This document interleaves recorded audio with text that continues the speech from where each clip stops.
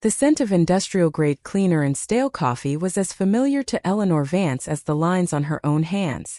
At 62, with a silver bun always impeccably pinned and a spine that refused to stoop, she moved through the gleaming corridors of the Apex Tower, with a quiet efficiency that rendered her almost invisible. To the ambitious young professionals who clicked away on keyboards in the glass-walled offices, she was just Elle, the cleaning lady. The one who emptied their bins, wiped away their coffee rings, and polished the brass on the grand lobby doors until it shone like gold. They didn't know that every inch of the polished marble, every pane of sparkling glass, every steel beam that held the 30-story building aloft, belonged to her. Eleanor's story wasn't one of inherited wealth, but of grit and quiet determination. She'd arrived in New York City from rural North Carolina with $200 and a will of iron. Her first job was as a nanny for a wealthy family, a role she performed with the same diligence she now applied to her floors. She'd saved every penny, investing in a small cleaning business with a friend. That business grew, contract by contract, until they were managing maintenance for a dozen buildings. When her partner wanted out, Eleanor bought her share. Over 40 years, through smart, cautious investments and an almost fanatical work ethic, she had built a small real estate empire, crowned by the very skyscraper she now chose to clean. She'd never had children of her own, and after her husband passed, the building became her legacy. She worked there not for the money, but because she believed in understanding a business from the ground up, in knowing the soul of a place. And if she was honest, she enjoyed the anonymity, the freedom from the sycophantic fawning that often came with wealth. Into this carefully ordered world strode Mr. Julian Croft. At 28, he was the newly appointed vice president of marketing for Innovatech, a fast-growing tech firm that occupied the coveted 25th and 26th floors. Julian was the epitome of new money and inherited arrogance. His father was a moderately successful financier who had bought his son's way into the best schools and ultimately into his impressive position. Julian wore his tailored suits like armor and wielded his Ivy League degree like a weapon. He saw the world in a rigid hierarchy, with himself perched comfortably near the top. He valued brand names, family connections, and the glossy veneer of success above all else. The implicit conflict began the first time they met. Eleanor was polishing the brass plaque outside the Innovatech suite when Julian and a small entourage of junior executives stepped out of the elevator. They were laughing loudly, and Julian, gesticulating with a sleek, expensive phone, nearly walked right into her. "Watch it," he snapped, not as an apology but as a command. He looked down at her, his eyes the color of cold steel, flicking over her simple gray uniform with undisguised contempt. One of his juniors, a nervous young man named David, quickly said, "This is Eleanor, sir. She handles the cleaning for our floor." Julian didn't acknowledge the introduction. Instead, he scanned the hallway, his nose wrinkled in distaste. "The service in this building is supposed to be top tier. I want this entire floor spotless. We're courting investors, and appearances are everything. I don't want to see a single smudge. Can you handle that?" The question was laced with condescension, as if he doubted her ability to perform the most basic of tasks. Eleanor met his gaze, her own eyes calm and clear. "I've been ensuring this building remains spotless for a very long time, sir. I assure you it will meet your standards." Her quiet dignity seemed to irritate him. He saw a lowly cleaner, an old woman who should be deferential, not self-possessed. "See that it does," he said dismissively, turning his back on her and striding into the office, his followers scrambling to keep up. Eleanor was left in his wake, the scent of his expensive, overbearing cologne mingling with the familiar smell of lemon polish. The lines of battle had been drawn, not with a clash of swords, but with a look of scorn and a quiet, unyielding response. The simmering tension between Eleanor and Julian was a low-grade infection, flaring up in small, unpleasant ways. He'd make a point of finding fault where there was none. A microscopic smudge on a window, a dust bunny he claimed to have found under a radiator, the faint scent of polish in the air when he preferred none. He'd leave passive-aggressive notes for the cleaning staff, and complain loudly on the phone about the building's aging infrastructure. To him, Eleanor was the face of this perceived incompetence, a symbol of the standards he felt were beneath him. The infection erupted into a full-blown disease 3 months later. Innovatech was hosting the most important event in its history, the launch party for their flagship software, Nexus. The venue was the Apex Tower's crown jewel, the rooftop terrace and sky lounge on the 30th floor.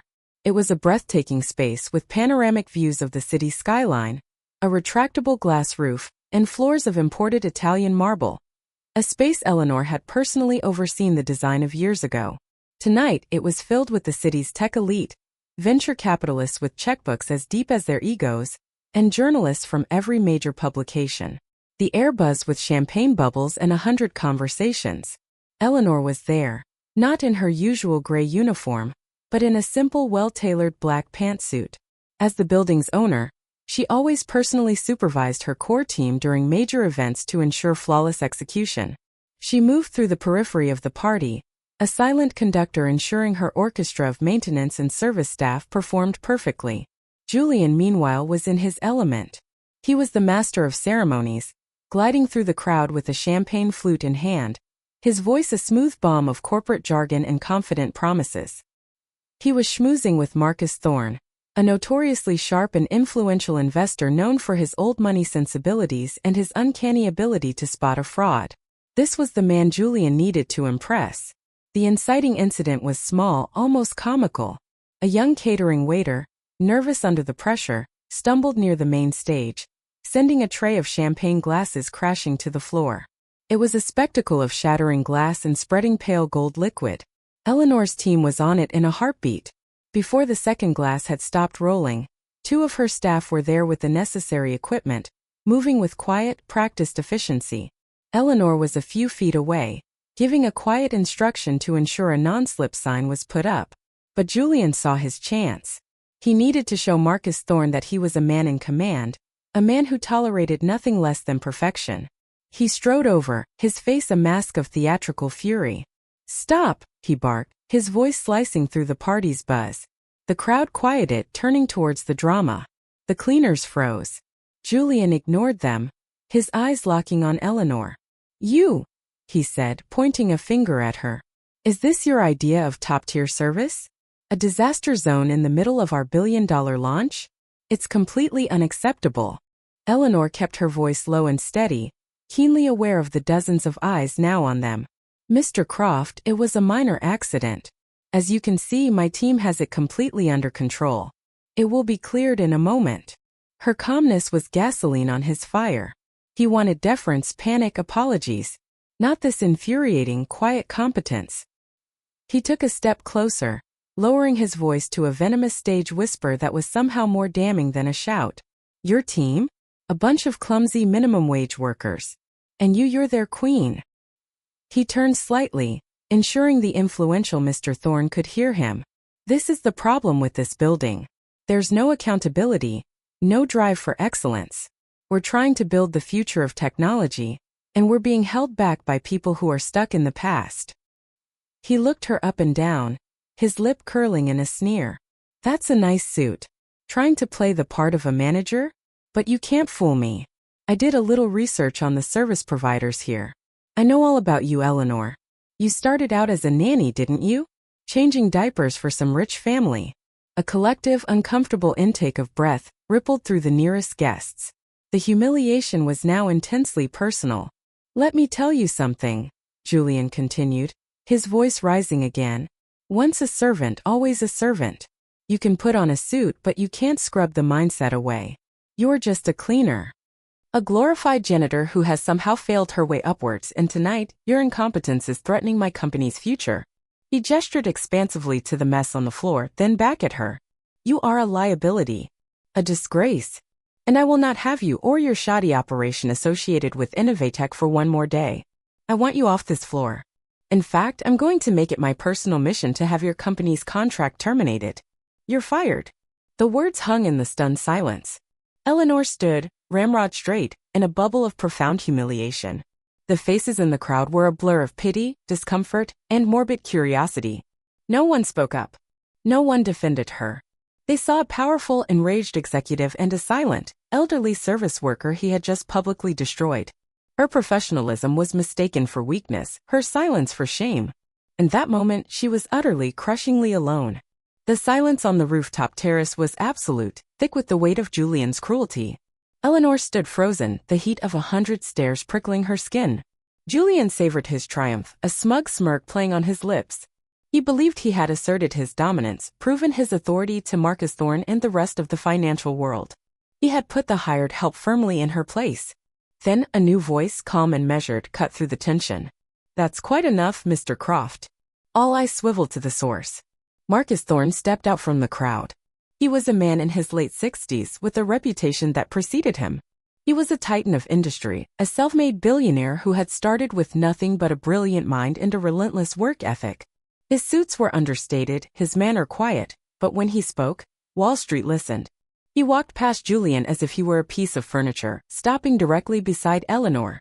A respectful, almost warm, smile touched his lips as he looked at her. "Eleanor," he said, his voice carrying easily in the stillness. "It's been too long. You look magnificent." Eleanor's composure, so rigidly held, softened for a fraction of a second. A flicker of recognition and relief passed through her eyes. "Marcus, it's good to see you." Julian stared, utterly baffled. He couldn't comprehend the familiar, respectful tone the legendary Marcus Thorne was using with the cleaning woman. "Mr. Thorne," he interjected, stepping forward. "This is an internal staffing issue. I'm handling it." Thorne didn't even glance at him. He kept his attention on the crowd, his gaze sweeping over the astonished faces. "Mr. Croft just gave us a rather loud presentation," he announced. "Now allow me to provide a moment of clarity for everyone here." He gestured towards Eleanor. "This is Ms. Eleanor Vance. And Mr. Croft's claim that she is just a cleaner is, perhaps, the most ignorant statement I've heard all year." A murmur went through the audience. Julian's face began to twitch, a knot of confusion and anger tightening his jaw. Thorne continued, his voice as sharp and precise as a surgeon's scalpel. "You complained about the service in this building, Mr. Croft. You threatened to have Ms. Vance's company fired. That's going to be a rather significant challenge." He paused for dramatic effect, letting the anticipation build. "You see, Ms. Vance doesn't have a service contract for the Apex Tower. She has the deed. She owns this building. Every last brick, every window, and every marble tile you're standing on." The collective gasp was audible. Jaws literally dropped. The crowd looked from Eleanor in her simple black suit to Julian, whose face had gone from smug to shocked to a ghastly, bloodless white. The entire situation had been flipped on its head. He hadn't just insulted a worker, he had publicly humiliated his own landlord, a woman of immense and understated power, in front of the very investor he was desperate to court. Thorne wasn't finished. He wanted to salt the wound. "I should know," he added, a personal edge to his voice. 30 years ago, when I was just a loudmouth kid with a risky idea, I couldn't get a bank to even look at me. My first office was a tiny room in a building Ms. Vance owned downtown. She took a risk on me. She gave me a 6-month deferment on the rent and told me, I believe in people who work hard. That handshake deal was the foundation of my first company." He looked at Eleanor with profound respect. "She knows more about integrity, value, and building something that lasts than anyone in this room." Finally, he turned his cold, disappointed gaze on Julian Croft. The full weight of his authority was brought to bear in that single look. "You stand here in a building you don't own for a company you didn't build, and you talk about excellence and vision. Ms. Vance is excellence. She is vision. She started with nothing and created an empire through sheer grit and character. Now tell me, Mr. Croft," Thorne's voice dropped, becoming a quiet, devastating indictment. "What have you ever built that you weren't given?" The reversal was complete and brutal. Julian stood there, utterly exposed. He was not a commander of industry, but an arrogant, ignorant child who had picked a fight with a giant, mistaking her for an ant. The whispers in the crowd were no longer about Eleanor's shame, but about Julian's catastrophic, career-ending mistake. He was the one who was isolated, his face burning with a humiliation so profound it seemed to suck all the air out of the glittering sky lounge. The silence that followed Marcus Thorne's indictment stretched for an eternity before it was broken by a flurry of frantic activity. The CEO of Innovatech, a man named Richard Sterling who had been schmoozing on the far side of the terrace, rushed over, his face pale with horror. He grabbed Julian's arm, hissing something into his ear before shoving him towards the elevators. Julian, looking like a ghost, stumbled away without a single backward glance, his career and reputation in ashes. Richard Sterling then turned to Eleanor, his expression a mixture of panic and deep contrition. "Ms. Vance," he began, his voice strained. "On behalf of Innovatech, I am so sorry. There are no words." His behavior was appalling and inexcusable. We had no idea. Eleanor simply nodded, her composure fully restored. Your executive has a lot to learn about people, Mr. Sterling. He will be dealt with in the severest terms, I assure you, Richard said quickly. First thing tomorrow. Please don't let his ignorance affect our relationship. The unspoken plea hung in the air. Please don't evict us. Eleanor looked at him, her gaze clear and unreadable. My relationship is with Innovatech, not with Mr. Croft. As long as your company pays its rent on time and conducts itself professionally, the lease stands. But I expect a formal written apology from him on my desk by morning. Relief washed over the CEO's face. He nodded vigorously, thanked her profusely, and beat a hasty retreat to manage the catastrophic fallout. The atmosphere on the terrace had transformed. The awkward silence gave way to a wave of admiration. Guests who had previously seen right through her now approached Eleanor, eager to shake her hand, their eyes filled with a newfound respect. They introduced themselves, speaking to her not as a service worker, but as a peer, a titan hidden in plain sight. Her own employees were beaming. The young waiter who had spilled the drinks, the cleaners who had been frozen by Julian's rage, they watched as their boss, a woman who worked alongside them, was feted by the city's elite. Their quiet pride in their work and their loyalty to her solidified into something unbreakable. Marcus Thorne had remained by her side through it all. When the crowd began to thin, he gently guided her towards a quieter corner overlooking the glittering expanse of the city. I meant what I said, Eleanor, he said softly. You gave me a chance when no one else would. I've never forgotten it. You did the work, Marcus. I just provided the room, she replied with a small smile. You provided more than that, he insisted. You provided a benchmark for integrity. He swirled the brandy in his glass, his expression turning thoughtful. The market is volatile. All this tech stock, he gestured vaguely at the lingering Innovatech logos, it's built on air and promises. I've been looking to move a significant portion of my capital into something real. Something solid. Tangible assets with a proven track record. He met her eyes, his intent clear and direct. I'm looking for a partner I can trust. Someone whose judgment I value and whose character is beyond reproach. I want to build, Eleanor. Not just towers of glass and steel, but communities. Affordable housing, mixed-use developments. Things that last. He paused. I should have made this call a decade ago. I want to invest with you. It was an offer that would elevate her empire into a different stratosphere, a partnership born not in a boardroom, but from a moment of public humiliation that had revealed her true strength. It was the ultimate vindication. Eleanor looked out at the city she had helped build, from cleaning its floors to owning its sky. She had never sought praise or recognition, only the quiet satisfaction of a job well done. She had built her world on a foundation of hard work, humility, and an unshakable belief in her own worth, regardless of what others thought. Tonight that foundation had been tested, and it had proven to be stronger than any insult, any prejudice. It was, she knew, the only legacy that truly mattered.